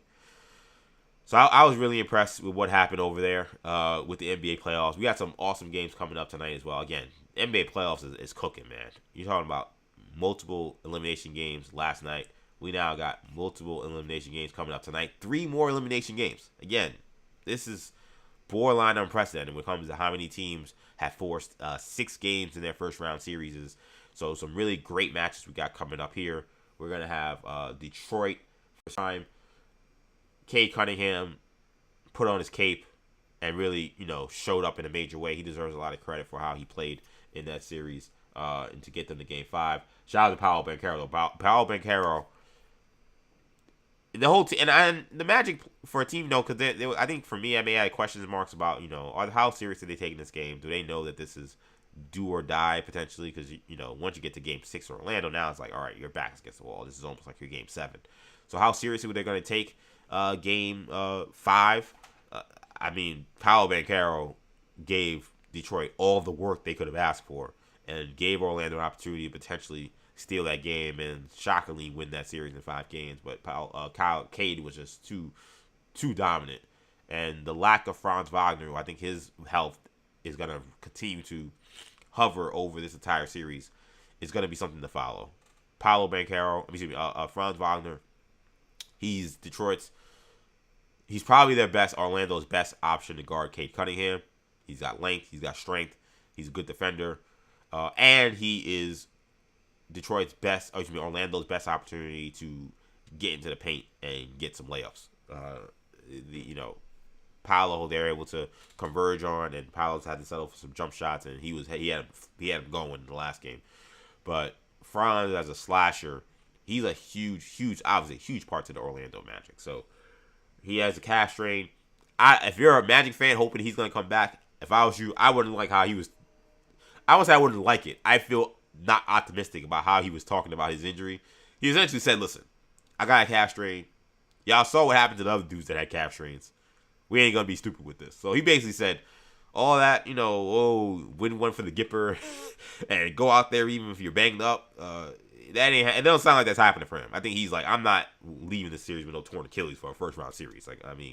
Definitely ain't doing it for no damn Jamal Mosley. That's the vibe I got from the quotes. I didn't obviously see him say this, but I read the quotes. I was like, well, that's not a guy that's running out there in a Willis Reed situation. I think he's like, if I'm not 100% healthy with this calf strain, you're not going to see me. So the Magic realistically may have to win this series without Franz Wagner. They can do it. Because I think what we see from the Pistons is they're just not that, in terms of their offensive capabilities, they're just not that deep. It's Cade Cunningham and a prayer. They don't have enough scoring outside of Cade. So they're going to have a chance to win this game. I think this is going to be a very close game. I think this is going to be one that's going to be highly competitive. And we'll see. I think it's going to be a fourth quarter game. I can't wait for this one. This is the game. All these games are fascinating, but this is the one I'm probably most interested in. You want to talk about an awesome series between the Orlando Magic and the Detroit Pistons. So you got them at 7:00. You got Cavs, Raptors. Raptors, I think they blew a golden opportunity with Game 5. They shot the ball so well in the first half of that game. You're up double digits. It was going to be a tough situation in that series because of the nature of having to try to win a road game there. But I thought if they could have won that game, series is probably over going back to Toronto. But unable to do it, so now you got back against the wall against the Cavs. I'll say the same thing about the Cavs I said about the Knicks. Though that series has gone much differently than that Hawks series, where the Knicks were like plus 100 in a series that went 6 games. The biggest plus minus in any 6-game series in NBA history. Raptors they dominated them in Game 4. They won handily in Game 3, though that was kind of a slop fest. These have been, outside of Game 1, relatively close games. The Raptors have stood toe-to-toe pretty much with the Cavs. So, the Cavs will tell me a lot about this game, because, again, we want to talk about, are they serious about continuing for a championship? They gotta get rid of the Raptors. They can't continue to be playing around with this team, force a Game 7, where I think you'd feel really good about the Cavs still, I think. But anything can happen. And what we've seen with James Harden is you get to a Game 7, a lot of reason to be concerned. So with the Cavs, I'll be curious with the kind of what is the intensity, what is the level of focus that they come out with. The Raptors at this point, I don't think they're afraid of the Cavs. I think that they feel like they can beat the Cavs. So this is not going to be a game where I don't think this is going to be like the Hawks game, Hawks Knicks. I don't where I look like. While I do think the Cavs on paper should be able to do maybe not a 50-point win, but they should be able to control the tenor and style of play of the series with a team like the Raptors. The Raptors have just been way more competitive. So I'm very curious to see that. Let me just send this text real quick. Can you play me tissues? So I'm really fascinated by that series. And then man, we want to talk about another series that has been really great to follow. Lakers versus the Rockets. That's going to be at 9:30 on Prime. This is another series where, I mean, your guess is as good as mine as how the series is going to go. The Austin Reeves came back in Game 4. He had a really good first half, but the Lakers as a team, seemed to still be adjusting to having him out there. The Lakers with LeBron playing point guard, like, they had a plan. They kind of knew what they wanted to do. They were operating really well. How they're playing now with Austin Reeves back, he's a scoring guard. And maybe guys weren't getting quite the same looks. LeBron maybe kind of had to be, while, you take probably the same amount of shots, he had a little bit more of a muted impact on the game because he's not out orchestrating as much as he was in the first 4 games. So, we've never seen a team down 3-0 win a series. We always have the conversation when the team down 3-0 forces it to Game 6. All right, like, is this going to be the one? I do think that the Rockets are live because at the end of the day, the Lakers just still don't have much in terms of firepower. Luke Kennard was phenomenal in the first 2 games in LA. He's kind of tailed off a bit. Marcus Smart was having some huge games in this series. Can he continue to shoot the ball that way again? There's some guys on the Lakers. Rui Hachimura shot the ball well. There's some guys on the Lakers that have played extremely well, that have definitely outplayed maybe how you would expect them to play in a series with Houston, who dominated them much of the year, and for a Houston team that is really, again, athletically, defensively superior to the Lakers. So now they're coming home, opportunity to force Game 7. The last game, Reed Shepard was the hero, which is quite ironic because a lot of the conversation after Game 3, Game 2 really, was where the hell is Reed Shepard? Like, you saw Ime Udoka show a lack of confidence in the young man and essentially bench him for long stretches in some of those losses. Reed wasn't shooting the ball well, so if you don't shoot the ball well, maybe he feels like, where is my impact coming from? But for a team that lacks the amount of shooting that they do, especially when Kevin Durant's out there, I think he's one of those guys that he's gonna have to be on the floor. If anything, just to be a floor spacer, to allow the Thompsons and some of these guys to get into the paint. And, Shepard had a key turnover in Game 3, so it wasn't, again, it's not like it's been a perfect, and there's definitely a little bit of a rock and hard place when it comes to how much rope do you give a young player like Reed Shepard when he's struggling. But he was a huge impact in Game 5. Big steal in LeBron, hit a big jumper that kind of staved off what looked like the Lakers about to walk down the Rockets and get rid of them. Reed Shepard was awesome down the stretch. Can he repeat that performance here in Game 6? This is a monster slate. Awesome games tonight. Again, the NBA first round has been absolutely phenomenal. Can't wait to see this action shake out. Again, this is orange. I almost said Orange Blue Bloods. Some of you guys probably heard the Orange Blue Bloods intro to begin with, so it shows you I've got all different. I got a lot of different stuff on the stove, as they say. I got Orange Blue Bloods coming up to record after this live episode of 40 Days and Counting. But this is 40 Days and Counting with your boy EJ Stewart, streaming live in multiple spots, streaming live on YouTube, New Generation Media. Several comments in the YouTube chat. Spencer Seeks, did I miss the Metropolitan update? So I'm doing this show live. Is this a firing? Was there finally a firing? Let me see. Did I miss something? Hope I didn't miss anything. I've had Twitter up this whole time.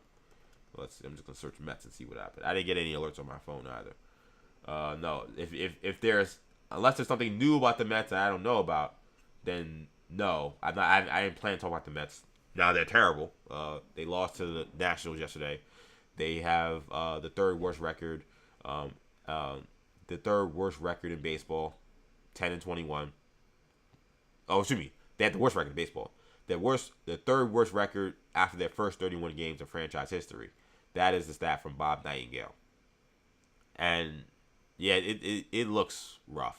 Like, if you're looking for any optimism from your boy about where the Mets are this year, you got to look somewhere else. Now, stay here and let's keep watching 40 days and counting. But no, this is bad. This is really bad. The bullpen decisions that they've made feel like they're also starting to come home to roost. Their bullpen is not good.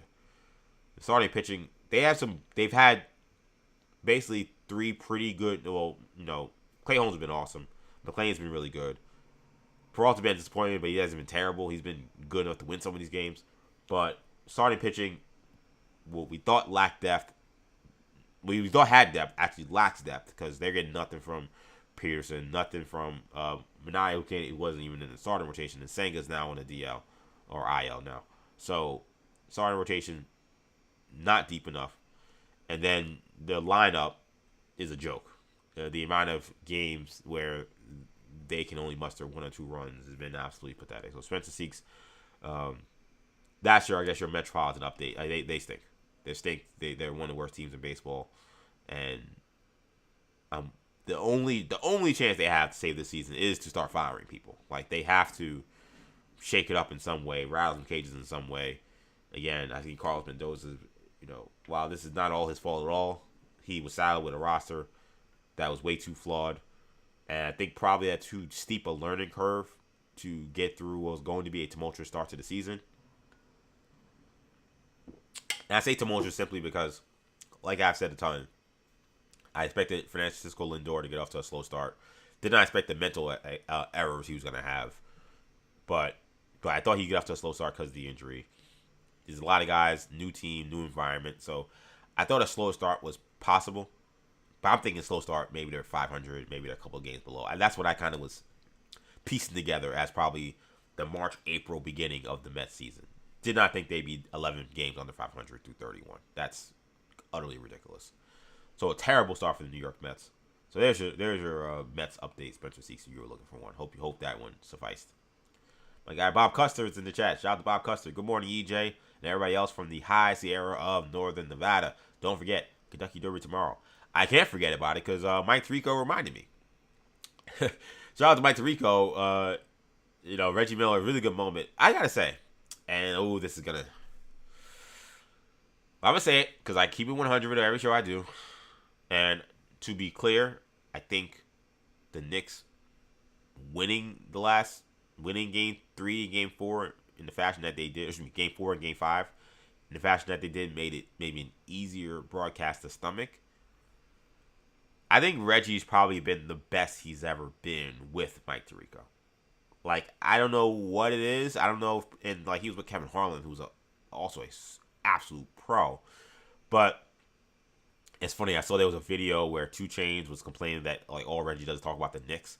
And I can maybe see, if you're a Hawks fan, where he was coming from. He was look, there's no positive bias to the Knicks at all with Reggie Miller.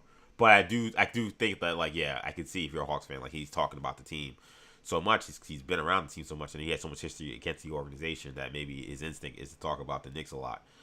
But I feel like him and Tirico are a good team. I really do. I think Tirico, and I don't know if, I know Tirico's very big on, can't show bias in any way, can't root for teams in any way. He's a very much a pro in that regard. So maybe that's kind of, worked some of the Knicks' hate out of Reggie Miller's commentary. He had one really terrible moment where he was look at this block by Kongu. It was clearly a foul. He just didn't recognize it or didn't acknowledge it. But for the most part, I think his coverage of the team and during the games were pretty good. I thought he was actually pretty good in those games. And Tirico, I kind of forgot how good he is covering basketball because it's been so long. He's been awesome. He's been awesome. And NBC's got some good teams between that squad, between the squad with Austin Reeves and Robbie Humble. Their broadcast teams have been A1. No Eagles also phenomenal. They have a really, really solid group of broadcasters. So I've enjoyed a bunch of these games. But no, Bob, I can't forget about the Kentucky Derby because during one of the games, Reggie Miller mentioned how Mike Tirico, who again, Mr. Take No Days Off, he's on the I call it the Stephen A. Smith 360 deal, where sure he's handsomely paid, but they got that brother working every day. It was multiple sports. Sometimes covering things halfway across the world. Remember, he did a Sunday Night Football game and then got over to do Olympic coverage. I was like, what? This guy is on one. But during the game, I think it was game 5, he was like, I'm getting ready for this Kentucky Derby because my guy Mike Tirico here, he got all the notes, he got all the information, and Mike Tirico's like, yeah, and he's giving the information out, and Reggie's looking at the book like, oh man, I'm gonna make out like some cash after this one. I can't wait to get ready for the Kentucky Derby. So yes, I know the Kentucky Derby is this week because they mentioned it during the broadcast because Mike Tirico, who was again really good during those Knicks games during the week, had his notes and stuff getting ready for the Kentucky Derby because that's what this guy does. He's an ultimate pro. So shout out to Mike Tirico. And I will not say shout out to Reggie. I'm not going to go that far. But I will say that duo has been a really good duo during these playoffs so far. And that was a funny moment. Also a funny moment from broadcast teams. During that Knicks blowout, Jalen Brunson runs into Boosie Badass or Lil Boosie or whatever you want to call him at this point in his career. And runs into Boosie, who was sitting courtside, and Boosie falls down. It was a pretty funny moment. And, the camera turns and like, oh, Jason Brunson ran into a fan there. That was crazy. And they got an ISO on the fan, and it's Boosie. And Mike Breen is just silent. He's got nothing. And finally, Mr. Jefferson steps in and is like, oh, I think that's Lil Boosie over there. And he's like, Mike, you're a fan? And Mike Breen goes, I'm glad you were able to identify him. Because Mike Breen had no clue who this dude was. It's like, clearly they isolated him. Boosie's wearing the big chain, so he looks like a star, obviously. But Mike Breen had nothing. And Mike Breen, again, ultimate professional. He didn't know what to do. He was like, I don't want to just move on from the fact that was probably a famous person. But I also don't know who that is, and I don't want to ask who is that because that looks weird. So he just laid out and waited maybe for them to just get off the shot before moving on, and then Richard Jefferson came in and was like, hey, that's Lil Boosie, which picked him up, and then Richard Jefferson picking up what we all did, which is I don't think Mike Breen has any clue who Boosie Badass is, and then he asked him, he's like, I'm glad you identified him because I had no clue who that was. Funny moment, again. The broadcast teams, overall, all the broadcasts have been good. Just the NBA... I saw that this has been, I believe, what was it? I could pull up the I know I tweeted about it yesterday, so I can actually pull up the stat. I want to say this has been one of the most watched playoffs of all time, or at least in a very, very long time, which is stunning given all the conversation about how the NBA was cooked and the NBA was dying and all the conversations that we had. Yeah, this is according to, obviously, this is, NBA PR, but the 2026 NBA playoffs are the most watched in the last 33 years. An average of 3.9 million viewers per game across ABC, NBC, Peacock, and Amazon. That is the official word from the NBA, which I think is interesting because, and this is for those who want to see the graphic, so they're not making it up. That is the graphic right there. But for those who are, when I see something like that, what's interesting to me is we've had all this talk about the NBA dying, and people have had various issues and questions about why the NBA's had its problems.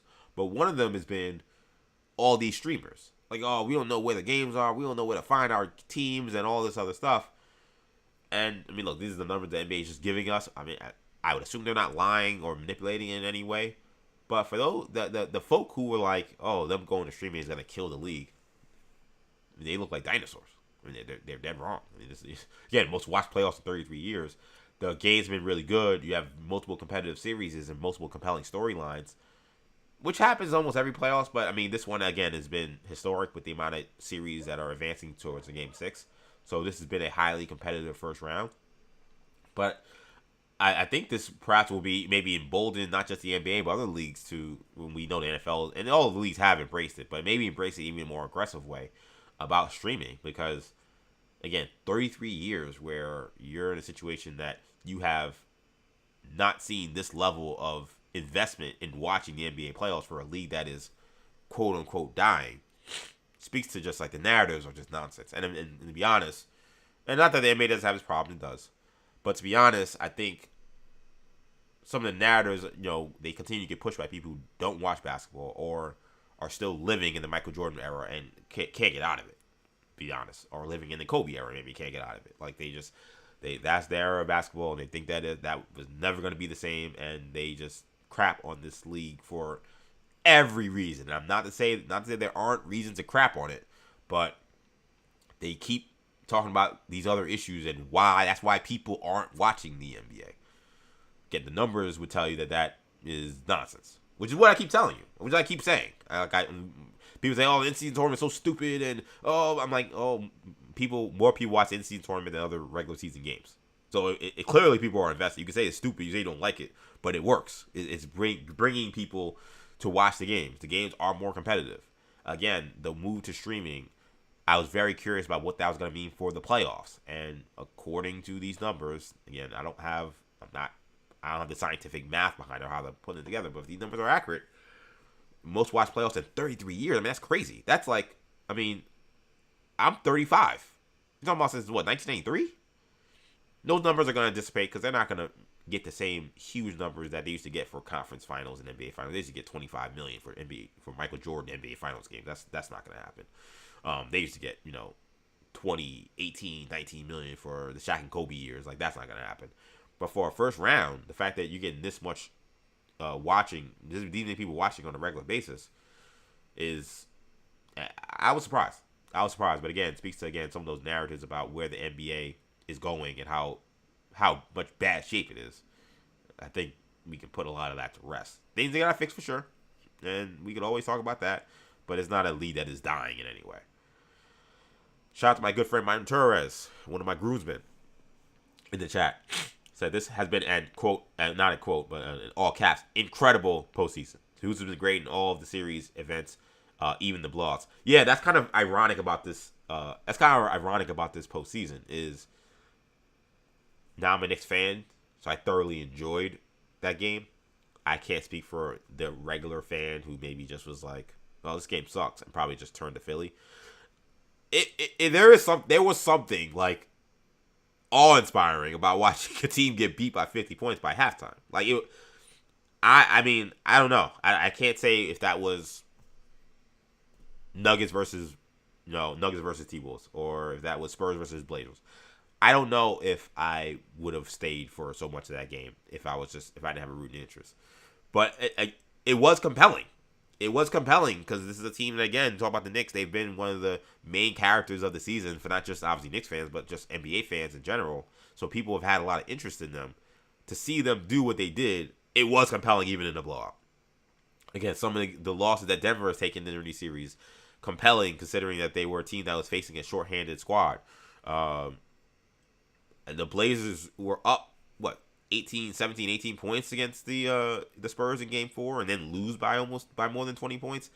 Some of these games have been, even the games that have been lopsided, have been weird, and weird in some of some fun ways. So I think T is right. I think that there were a lot of great moments for this playoff so far. It's been an absolute fun run, and it ain't stopping anytime soon because there are some huge games coming up.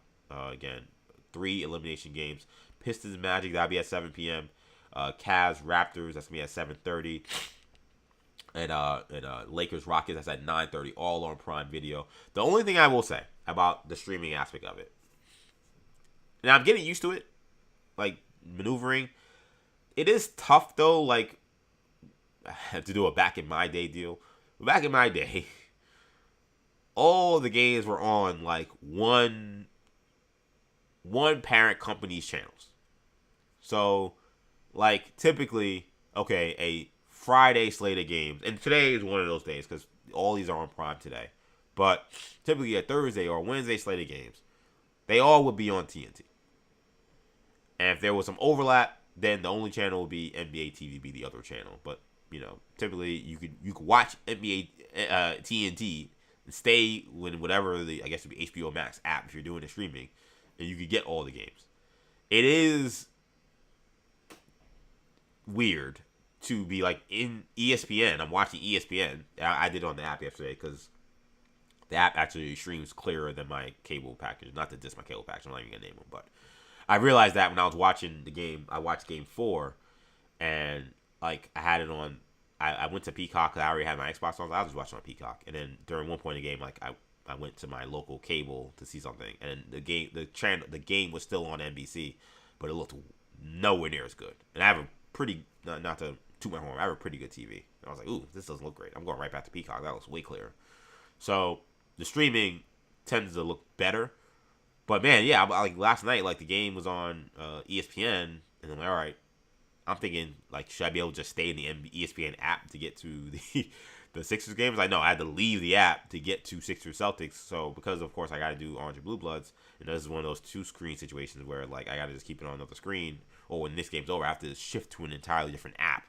If I was watching that game and I wanted to turn off the Knicks game because I didn't care about the Knicks and the Hawks, I would have to leave the app and then go to Prime to watch the game. So that's a little weird. That's the only thing I think, having the simultaneous games has been odd in general. But it never bothers me as much as it bothers other fans. It doesn't bother me for Monday Night Football either, though I know the NFL is going away from that because a lot of fans don't like it. But it's the family of networks that they're on not being the same that also throws me off, beyond just the fact that they're happening at the same time. It's like, wait, this game is not also on Prime? I got to go to another different streaming service, or got to go to cable to get this game? So that part of it is a little wonky, but again, most watched playoffs so far in 33 years suggest that the NBA, that they're doing just fine, and that if you're complaining about the situation, that you're probably an old fogey. So that's been a lot of the conversation going off the NBA playoffs. Again, big games tonight. Can't wait for that. Before we get out of here, I want to touch on a couple of things outside of the sports realm, because again, this is as I say always, this is a sports-centered show, but not necessarily a sports show. Sometimes it feels more like a sports show, but there's other things that pique my interest throughout the day. I always make sure I touch on them, and I want to talk about WWE. So we had WrestleMania happen a couple weeks ago after a miserable is harsh. It was not a great night one. It was not a great night one at all. The rough night one. Night 2 definitely delivered, and I think made people feel good about the weekend overall, despite a rough night 1 after a classic main event between Roman Reigns and CM Punk, a feud that we talked about a ton on this show, 40 Days and Counting. So now we enter kind of the post WrestleMania phase, and what comes with that, unfortunately, with NXT call-ups comes releases. So a lot of pretty prominent stars have been released. Kairi Sane's been released. Aleister Black's been released. The Wyatt6 have been released. A lot of people who maybe not been at the forefront or main event players, but people who have been in storylines are no longer with the company. And there's been some frustration around that. We didn't cover much of the releases, but I did find this one aspect of the story that continues to develop interesting, which is how TKO kind of views WWE talent.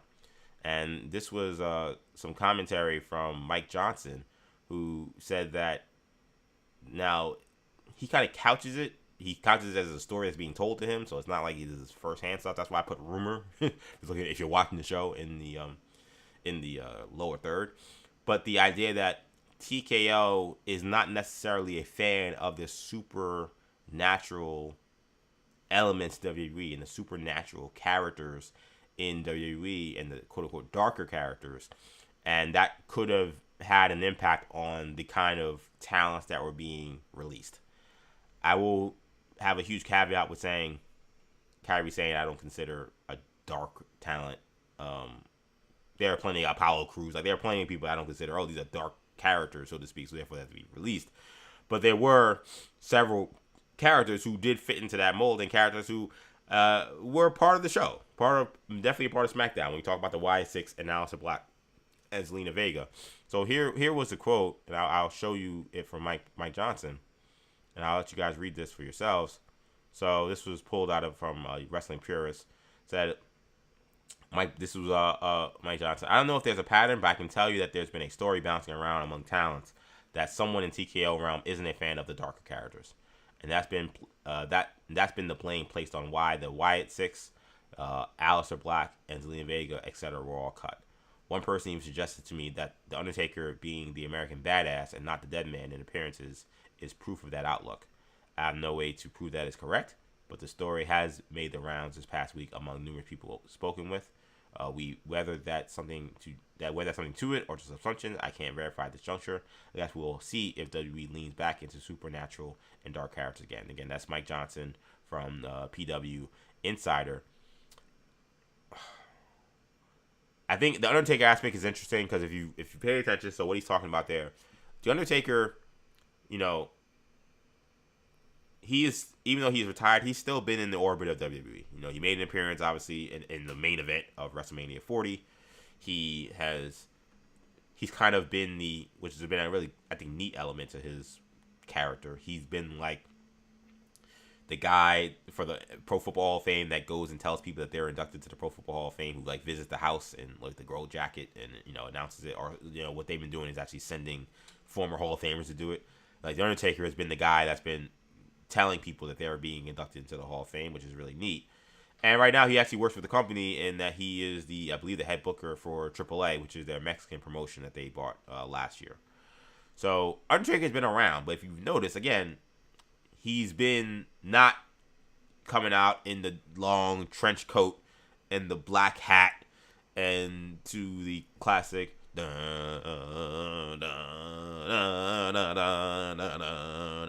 he's not coming out to that music.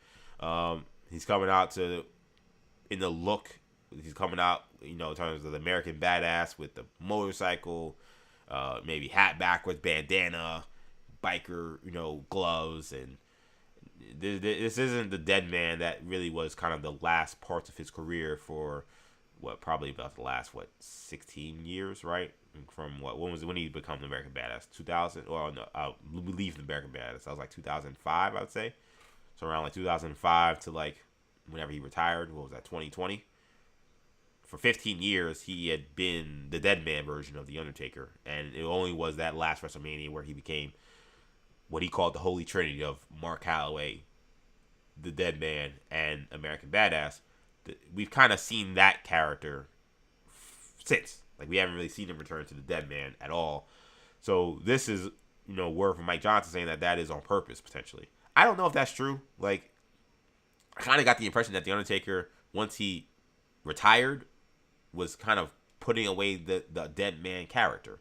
So that feels like a little bit of a stretch. I'm gonna be real. Like, I'm being honest. Like, you know, he started being more Mark Calloway after he retired. So yes, that has continued onto the on-screen, but I still feel like I don't know if that's a directive coming out of TKO. They don't want to see the Dead Man anymore.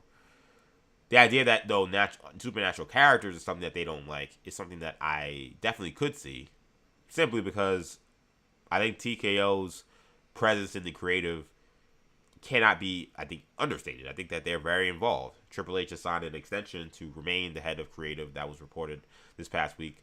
So clearly they're happy with what he is doing, even if some fans are not. I think that is because he's taking a lot of their advice and taking a lot of their directive and trying to apply it. So what I will say is there's a tricky thing about supernatural characters in what, as some people have dubbed, it hasn't stuck, but some people have dubbed as like the reality era, and that people are so kayfabe, what's kayfabe and what's real feels like it gets kind of blended in. Like, we're taking elements of these real people's lives and bringing it to storyline, or the fans are taking elements of real people's lives and bringing it to the arena with their chants and what they're saying, and again, we more than ever, fans are rooting for heels because they like their characters. Like, it's a totally different world that we're in. And I do think, not to give TKO rope, I do think there probably is a question about how do you book supernatural characters in 2026. The YA6 were a group that people, I think, were really excited about when they first were established. I think they did their part, in my opinion. They probably had them stuck fighting, Solo Sikoa and his crew probably a little too long for I think me and others maybe to say interested in that feud. So sometimes it's a matter of just like writing and creative.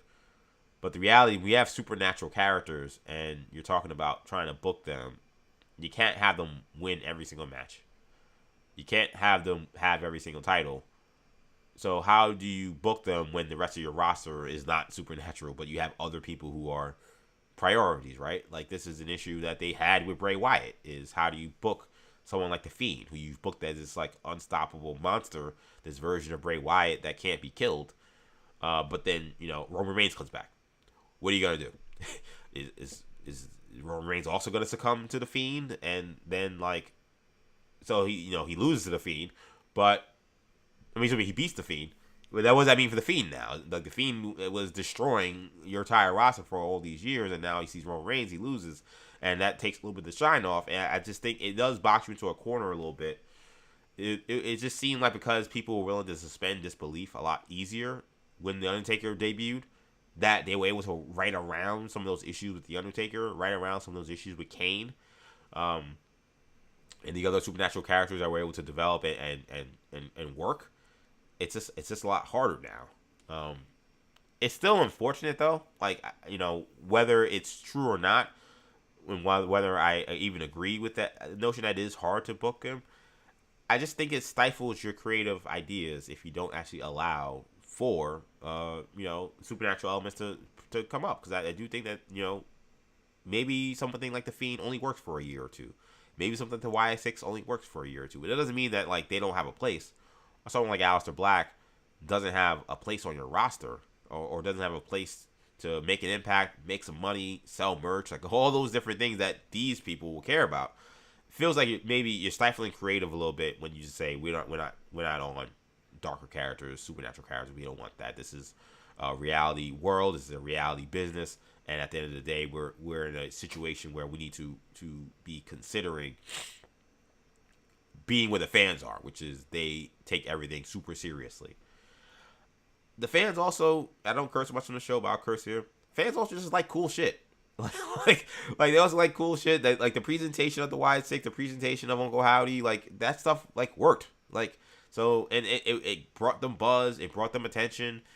Those initial vignettes they were doing with Uncle Howdy when Bo Dallas came back after Bray's death were some of the best things we saw from WWE. Like I think if there isn't an adage like, oh, we should just move on from those characters because they only have a short shelf life of interest, or their short shelf life when it comes to how you book them, it's tough, But I do at the same time understand how tricky it can be. Like the YS6, you don't have any particularly main event players, but they are this really supernatural group. What do you do? Shouldn't supernatural groups be able to win every title? Shouldn't they be able to win every match? It doesn't work that way. Do their powers not work in this match? Like, what's going on? It's tricky. It's definitely tricky. But I'd rather see them actually try, as opposed to do what they've been doing, which is apparently, according to Mike Johnson, potentially saying that we're off that completely. So we'll see if that ends up true. I'll be paying attention now and seeing like, hey, do we see more supernatural acts? Is it something that they have really moved away from, or is it something that we'll continue to see moving forward? I'm interested. My guy T also in the chat. I don't think that's true for Taker. He was American Badass mode in the Boneyard match 6 years ago. That's what I said. Yeah, to me, like that in that match, like again, he called that the holy trinity of the Undertaker character. He's like it was part Mark Calloway because there was so much like breaking of the fourth wall that was happening with a lot of the stuff that AJ Styles was talking about.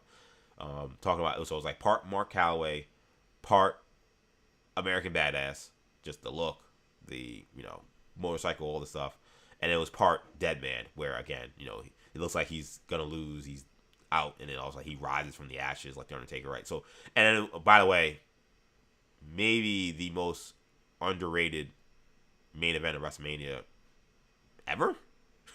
Like it's the fact that we don't talk about that match enough and how great it was, how well produced it was. Like that was phenomenal. So we forget about that night, and partly because of just kind of the circumstances of that WrestleMania being forgettable because it was during the whole pandemic just beginning essentially, and them having to do it at Performance Center with no fans, and that being a basically a scripted, pre-televised match, but extremely well produced and well done. We don't talk about that match enough, but yeah, he was American Badass in that match.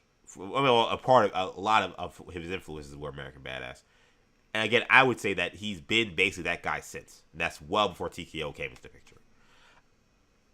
I'm trying to think if there was another moment where we saw, like, the old Undertaker. Like, I'm sure we did, but I can't remember one. Like, it wasn't very often that we saw, like, the Dead Man in full, long black trench coat, black tights, long hair. Like I haven't seen that guy since he retired. So The Undertaker thing seems to be a stretch. Again, Mike Johnson saying this is what talent is telling him, so that's just their perspective. They could be wrong. They could be saying, "Oh, look at Undertaker. He's dead. He's not dead anymore. That's why, my boy, got cut. Like, Dexter Loomis got cut because, it's possible that they're just wrong. They're making an assumption, but that is what, again, Mike Johnson says he's being told. It's an interesting thought. I don't know if I really buy it though. All right, man. Last thing before we get out of here, shout out to the viewers today. Pretty big viewership this morning. 66 views live right now, which is really awesome. Again, streaming live in multiple spots. Streaming live on YouTube, New Generation Media. Streaming live on X, EJ_Stewart. Streaming live on Instagram, Action EJ. Shout out to folks that have been watching me on Action EJ's Instagram account. That's of course me. Mass1505 always checks in. Shout out to him. He's watching. Knicks Fan TV. Shout out to CP the franchise. I know he got to feel good about the Knicks win yesterday. Shout out to Max Wizzle. And shout out to my guy, Big Friendly. Big Friendly. Joined the live chat for a little bit. Shout out to you. You should have jumped in the chat. I'd love to hear Big Friendly's thoughts on the Rams.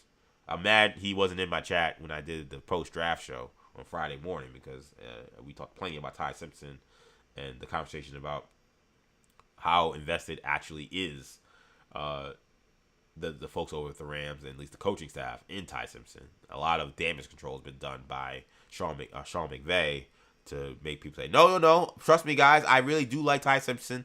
I just was mad that day. I just was having a bad day. I just didn't feel great. I was worried about something else that had nothing to do with Ty Simpson. It's like, isn't your job with football to compartmentalize, and when you're in football mode to completely be locked into whatever's going on? You're telling me that what was a very important front-facing role of explaining the Ty Simpson pick, something that had nothing to do with the draft or Ty Simpson, made you look like that and talk like that and act like that? A likely story, Sean McVay, but not one that I'm buying, I'll be honest. So, I would love to see Big Friendly jump in. If he's in the YouTube chat, you should jump in. I'd love to know what you talk about Ty Simpson. But yeah, so shout out to the folks obviously watching me on Instagram. Shout out to the folks on X. I don't get an X list, so I can't see who's on X. I know people who have watched me on YouTube. Shout out to John Lean. Yo, John Lean. Yo, what's happening? John Lean in the chat. Obviously, my guy Martin Torres, Bob Custer, Spencer Seeks, the usual suspects. Love you guys always. Thank you guys for watching. Again, this show, 40 Days and Counting, live every Tuesday, 6 p.m. Live every Friday, 8 a.m. So Friday, 8 a.m., Tuesday, 6 p.m. I'm doing these shows live just like we did 40 Days and 40 Nights, where I did 40 straight weekdays, 6 p.m., 8 a.m. every weekday. Not doing that thing anymore. That was crazy. But we are doing 2 shows per day. And like I said, we got other great content coming your way here at New Generation Media, and just me personally, right? Orange and Blue Bloods, my Knicks podcast is back. That's a podcast that I launched with Odyssey about 3-4 years ago with Tommy Beer. We will have full breakdown of what happened with the Knicks win over the Atlanta Hawks. You got a piece of that a little bit today, but we'll have a full podcast episode being recorded right after this one's over. So definitely excited about talking about what the Knicks did and their win. So make sure you guys subscribe to that. Again, that's not going to be on New Generation Podcast Network, but you can subscribe to that for all your digital platforms at Orange and Blue Bloods. That's what you will search to find the Knicks podcast that I do. And if you want to watch the show, that is being produced and posted on New Generation Media. So YouTube videos are on New Generation Media, but the actual podcast, the audio version, that right now is being posted and will continue to be posted on the Orange and Blue Bloods page, our individual page for that show. So if you love Knicks, want to hear more Knicks talk, or want to just hear more from your boy, be on the lookout for that. Make sure you subscribe and auto download, and give me a 5-star review while you're at it. So last thing, before we get out of here, this has been a really fun episode, fun one to do here on 40 Days and Counting. Really excited about this, man. So My Adventures with Superman, which is a DC animated show that is put out on Adult Swim, Cartoon Network, also put out on HBO Max the next day. It is probably one of the best kept secrets if you're a superhero fan of the kind of content that's out there. I know a lot of you folks have probably been very impressed by Daredevil, Born Again, which has had an awesome season. Season finale coming up this week, by the way. Been an awesome season so far. Really excited to see how this season ends up. Given some of the stories and some of the pictures that we've seen over the last few weeks, I have a feeling about where it's going, but nonetheless, seeing the story come together, I'm really excited about. So Daredevil Born Again, awesome. Some of you guys love The Boys. I don't watch The Boys regularly, but The Boys obviously is a very popular show. Incredible is a very popular show. So a lot of superhero content on the way. Also, X-Men 97 premieres this summer. So really excited about that. But I'm trying to get as many people as I can because the reality is if you want these shows to continue, you need people to watch. Trying to get as many people as possible to also know how good this Superman show is.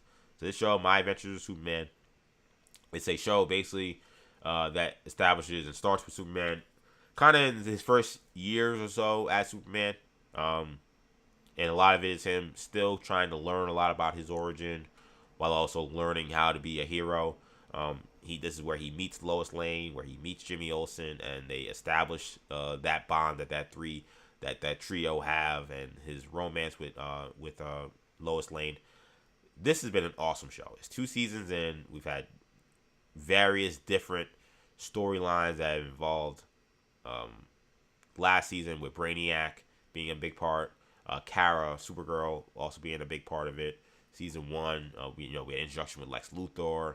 We had Parasite. We had just the overall, reckoning with Krypton and the Kryptonians and what we're seeing left. Like, it's been awesome, and there's a lot of inspiration from Dragon Ball Z, which is something that the showrunner had said had said in their interview as they debuted the early preview for My Adventures Superman, which debuts on June 13th and will be playing throughout the summer. The inspiration with Dragon Ball Z. So this is definitely a different take on Superman. The art is definitely anime inspired. Some of the story and some of the ways in which they have remixed it in terms of the vibe definitely feels very anime. And it somehow really works with Superman. Like, if you're going to sit there and say, hey, I only want Superman to be what I know him to be in whatever comic I read or whatever cartoon I watch or movie I watch, then maybe this isn't for you. But if you're open-minded to a different take on Superman, this show is great. And I think one of the things I love about it the most is I always tell people, like, I'm a sap. Like, I don't really watch a lot of, like, romance movies or romance television anyways like that, but I am all for a compelling, great love story. Don't beat me over the head with it unnecessarily, Arrow. But otherwise, I'm all for it if you do it well. And I think this might be one of my favorite love stories that I've seen from superhero animation, with how they've truly developed the relationship between Lois and Clark and the different dynamics that they've really established. Like, they were, and we just saw in the Superman movie that was live action, they did a pretty good job with that too. But that was kind of a weird. That was a little bit of we kind of caught them at a weird time because they kind of just started dating. This is I think a more pure development because we're seeing them just first get introduced to each other basically, and how they develop from friends into being lovers, and it is really legitimately beautiful. Like, I saw a video today. It's not spoilers or anything because we know Superman's powers, right? But like, there was a moment where, like, Lois is about to be shot at, and Superman gets in front of her as Clark, and she's like, "Wait, Clark, no!" Because this is, again, she doesn't know the extent of his powers yet. At this point in time, she knows that he's Superman, but doesn't know what he can and can't do. She jumps right into him, into this barrage of, there are lasers on the show, but it was, if this was a more mature show, it'd be bullets. And she was like, "Oh my God, like, how did you know you were bulletproof?" She said, I would say, "Oh my God, like, I had no idea you were bulletproof." He's like, "I didn't either. I just knew you weren't." So, like, I just thought that was just like, oh my gosh. Like, there are so many moments that just, like, I get chills and I get those goosebumps like The Rock would do with how they have told that love story. So and it's not just like a love story. I want to be clear. It is a action-packed. There's awesome action, awesome animation, awesome cool moments. Like, you get your Superman fill. But I just think that has also been one of the awesome elements of this show. And they're starting season 3 on June 13th, and they're going to be tackling a pretty prominent storyline from the comics. You can remember, after the death of Superman, the 1993 storyline, Reign of Superman, which was the various different Superman characters that emerged after the death of Superman, where you had Cyborg Superman, where you had Superboy, where you had Steel, and then, like, all these different people kind of emerging in the absence of Superman, right? this is going to be My Adventures of Superman doing their iteration of that, which I think is super cool. This was the promotional poster that came out yesterday that shows Hank Henshaw, who was he was established in the last season in full Cyber Superman look. Killer look, by the way. I think he looks awesome. Again, artwork in this show, unorthodox but really, really good. So really looking forward to what's happening this season. This was some of the commentary from the showrunner about kind of what to expect from this season. So this was here. I'm just putting where am I at here? Oh, here we go.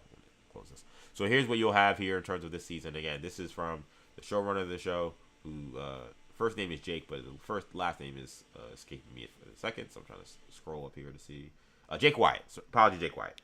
So this is Jake Wyatt, who said, in terms of tackling the storyline of the reign of Superman. He said, what do we do with that premise now? It's less death of Superman and more about what's a Superman. The fun thing about Reign of Superman is that it's all these imposters who have the same power set but different values. So again, the comic book Reign of Superman started because Superman was gone. Like there was no Superman. So then this is where again these other folks came in to try to fill that void. Cyber Superman, who was a lunatic, Superboy, who was half Lex Luthor and a clone, and then Steel, who was good and all the great things, but of course is not Clark and has a different set of values, different dynamic, obviously not as powerful. So I thought of all the movies, I know DC kind of had a weird run during the Tomorrowland era. I thought of all those movies that they did during that stretch, I thought the Reign of Superman movie was actually one of the better ones they did. I actually really enjoyed that one, and the comic the comic book run is very classic. It's kind of like I was only 2 or 3 years old, but as a kid, I feel like I remember reading seeing a lot of artwork and seeing a lot of because it was very new. The idea of Steel, the idea of Superboy, all these things that were very new. So I remember being my dad obviously is a huge comic book fan. My uncle is a huge comic book fan. I feel like I remember seeing a lot of imagery and a lot of stuff with those characters because they were just being introduced. I didn't read the books. I was 4 or 5 years old as they were coming out, but I remember that being a really big time. So I think it's neat that they're going to do this. He did say though this is not going to be again the same as the original one. We're not going to see Superman die in season 3. So but it will be about what does it mean to have these people who maybe are inspired by Superman because they see what he's done and say, well, let me see what I can do, or let me see how I can be a part of this. So again, Hank Henshaw is going to be a main villain in this. He is Cyber Superman. And speaking about what we expect from Henshaw, Wyatt said, and this is here from the article. This is what Entertainment Weekly, by the way, they're the ones who did the big drop on season 3 rather. Season 2 teased Hank, the future Cyber Superman, as a handsome astronaut who doesn't like aliens and doesn't think they belong on Earth. When we last saw him, Hank served as a fighter pilot in the finale's battle over Metropolis, and his aircraft was shot down. That's not going to improve his view with extraterrestrials, Wyatt teases. So, very excited about what's going to happen with Hank Henshaw and his character and the Cyborg Superman aspect. As they said with the promo art and what Wyatt said in his interview with Entertainment Weekly, he said, we're Cyborg Superman right at the gate. So this is going to be hitting you right in the face with who the main villain is, and at least for the beginning of the season, and where they're going with it. So we know Hank Henshaw, Cyborg Superman be a big deal. We also will see Superboy, which I was unsure about because I'm like, the Superman we have is young in this show. So I'm like, when I saw they were going to do Reign of Superman, I was like, or when I saw just Cyborg Superman, I was like, are they going to do Reign of Superman, or is this going to be just a Hank Henshaw story? They're doing the whole deal. And this was, what they said about Superboy. Superboy is another confirmed character arrival. He's directly inspired by the leather jacket-clad version of the 90s comic, but it's still a different spin. Wyatt said, quote, Superboy can't just push Clark's buttons. So Superboy has been adjusted to be more relevant to all our characters, and then he is going to embody the tension between hope in the present and fear in the future. He was the writer's and artist's favorite character for the season, and we're going to complicate him a bit over the course of it. So exciting. It's also cool to see that Superboy emerge again, because that's Superboy that I grew up with. Obviously, the Connor Kent character that we kind of saw with the black T-shirt, Titans version, Young Justice version, has been more in the purview and more in the forefront for the past, definitely last 20 years, I would say, maybe even more.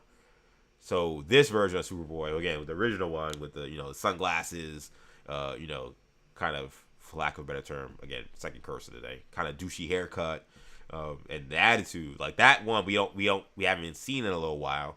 And again, one of my favorite aspects of that movie that they did was they brought that one back again. I think that's cool that they're gonna go back to that. But it'll be curious again to have a Superboy who's again younger and immature with a Clark who I wouldn't call immature, but is definitely young. So that's a different dynamic, different spin on it. I think it's gonna be cool. And last thing that I think is gonna be interesting about this season to check out, and of course Steel will be in the season as well, they said, is we also get a cameo from Jessica Cruz, the Green Lantern.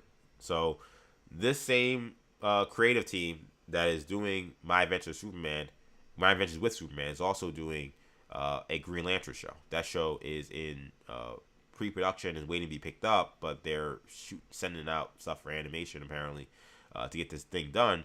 Jessica Cruz is the Green Lantern that will show up in this show and will be the main character of that show. So again, this was from Entertainment Weekly. Season 3 will also include a light cameo from Jessica Cruz, a character who will headline her own My Adventures with Green Lantern offshoot that's in development. Why exactly working on that animated series with Clogger, but says they are still in pre-production and are waiting on the official pickup. We're about to ship our first episode to Korea for animation, so it's going to be a minute, he said. So maybe not something that's coming out soon, but I think what I would consider, or what I would assume, is this is whatever episode that Jessica shows up in is going to be a backdoor pilot to that show, which when I heard about it, I was really excited about, because I was like, I love this Superman show. And I didn't know what to expect from the Superman show, but I was going to give it a shot, because I saw the animation, I saw what they were doing, and I was like, okay, it's different, but I'm going to be open-minded. I want to see how it goes. Some people probably saw that animation or saw the vibe and just gave up on it. I remember when I saw the first, promo artwork for it. This might have been like 2 years before it came out. I was like, I don't think this is going to be for me. But, again, you can't judge a book by cover, man, because this show has surprised me. And again, I've been trying to tell as many people as possible. You guys check it out. So he said, also talking about the inspiration for the shows, he said, our take on Superman is very obviously inspired by Dragon Ball Z, among other things. There's a lot of anime influence. Lantern is inspired by a very different part of the same Toonami block. It'll be really clear once we start dropping promos what part of the Toonami block inspired our Green Lantern show. We're not subtle, people. I'm very curious about what would be the Toonami show that could inspire a Green Lantern My Adventures with show. Like, I'm very curious what would that look like. Like, okay, it's not gonna be Dragon Ball Z, I assume. So what other shows would it be? Like, when you look, I think about like all the shows that Toonami produced. I mean, are we talking about? Samurai Jack? Are we talking about Voltron? Are we talking about Thundercats? I'm literally looking at the lineups for Toonami throughout the years. I don't know. Like, your guess is as good as mine in terms of what kind of inspiration from Toonami would you want to see for a Green Lantern show. I thought about Gundam. This show also has a lot of Sailor Moon, and Sailor Moon also is part of that Toonami arc. This Superman show also, I think, is inspired heavily by Sailor Moon as well. I don't know if Sailor Moon would also be an inspiration for this show, but maybe. But he said, look right to the Toonami blocks of that era to find kind of where we got inspired. You're talking about Sailor Moon, Gundam, The Adventures of Johnny Quest. I would assume those are the shows you'd be talking about, but I don't really know. I don't know which one it's gonna be, to be honest. So very interesting, man. I'm very interested in this show. I love this show. It actually is one of my favorite shows currently out right now, and I'm trying to get people to talk about it and remember it that it's on, because a lot of people maybe don't watch Adult Swim regularly, but it's on Adult Swim. It's on HBO Max the day after it releases, so you can always watch on HBO Max if you have that. My Adventures with Superman debuts June 13th. Awesome show. Cannot wait to see season 3 shake out and to see where the story goes from there. But that's going to do it for this edition of 40 Days and Counting. I want to thank all the folks who are watching me on YouTube, New Generation Media. I want to thank all the folks watching me on X, EJ_Stu. I want to thank all the folks watching me on Instagram, Action EJ. Like always, you can catch all of these shows if you want to watch the the listen to the audio version of the show. Those all get posted on our podcast channel. Just search New Generation Podcast Network wherever you get your podcasts. And while you're there, do me a favor. If you can give me a 5-star review, if you can hit the subscribe button, and if you hit auto download, all those things help out the podcast. If you could write a written review, that also helps. So those are all the ways to help the show. And if you're enjoying the show, I say, why not hit auto download? Why not subscribe? Why not give me a 5-star review? If you can do those things, again, that helps the show. Also, if you can help, obviously with the YouTube channel, same deal, right? If you've liked what happened in this episode, comment in the comment section even after the show's over. Aspects about what you think about the NBA playoffs, what you think about my adventures with Superman, what you think about WWE and the direction that they're going in. All those comments are good comments. We appreciate the engagement, the back and forth. We try to engage with you guys when you guys engage with us. So if you can, comment in the comment section what you think about the direction of all those different things, the NBA playoffs, superhero animation, WWE, anything. We talked about the Mets a little bit. Whatever you want to get into, man. If you can comment in the comment section, if you could like this video, and if you could subscribe to our channel, New Generation Media, again, all those things would be greatly appreciated. And make sure you follow me on social media. You can follow me. I'm on X, EJ_Stewart. I'm on Instagram, Action EJ. And I give a shout out to Buzzer as well. So Buzzer, I'm gonna be doing some cool work with them in the coming. I'm doing a show today with Kayla Becker, formerly of WWE, which is really exciting. But yeah, Buzzer is this really cool upcoming startup, up and coming sports app, sports media platform. Got to meet with some of the team yesterday. Seems like they're gonna be doing really cool stuff, which is why I'm really excited to also be working with them. So if you want to follow me on Buzzer, I need to change my handle. It's funny I'm saying this live. Shout out to folks that maybe watch me on Buzzer, by the way. I know Buzzer retweeted the live stream, but and right now I'm EJ205 Prep, which by the way is also my Xbox handle. If you ever want to play me in Xbox, I didn't realize how public it was. I couldn't tell how I would be used or how they would see my profile, so I thought maybe this was a personal username, not a public username. So right now, if you're on Buzzer, which is BZZR, if you download the app, it's a really cool app. Essentially, they are doing sports and sports only social media content, right? A lot of you probably have issues with X because maybe you want to get your sports content, but you're inundated with political commentary, with other nonsense, with stupid aggregator accounts, all the things that kind of make social media rough, fake news, right? All those different things.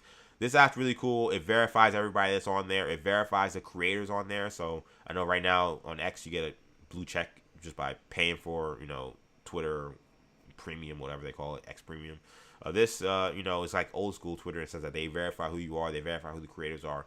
So the people that are on there, they're on there like myself to create, to give commentary, to provide, cool stuff to the people, right? And they really seem very creative forward. So really excited about Buzzer. If you're not on there, again, BZZR is the how you would search it. You're not going to search Buzzer by like spelling it traditionally. BZZR is the app. Download the app. You can sign up. They'll verify that you're a fan, verify you're not a bot, right? Because of all the bots we see on X. And from what I've seen so far, just playing around with the app a little bit yesterday, a much more cleaner interface in terms of like I'm seeing what I want to see, and I want to see sports content. You're getting it. Really cool folks are already working with them, and they got a really good team over there. Seems like some good people. So check me out on there. You follow me, EJ205 Prep, at least for now. I'm trying to get that name changed, but for now, that's where you'll follow me. Or just search EJ Stewart. You should find me on Buzzer again. Shout out to that team over there. Really excited to see where the future of that app is going. That's going to do it for now, man. I want to thank you guys so much for checking out 40 Days and Counting. We're going to be back next Tuesday with a new episode. Again, Tuesday, 6 p.m. when we're at live. So if you want to catch me live, Tuesday, 6 p.m. is where I'll be at. Be sure to also, again, check me out, Orange and Blue Bloods. I'll also be on WFAN Saturday into Sunday. So Sunday, midnight to 5 a.m. is going to be my shift on the Fan. So if you want to listen to me talk Mets, Yankees, Knicks, Giants, and Jets, anything else we get into, find me on the Fan. this weekend, 12 a.m. to 5 a.m. on Sunday. That'll do it for now. I'm EJ Stewart. Thank you guys so much. See you next week. Peace.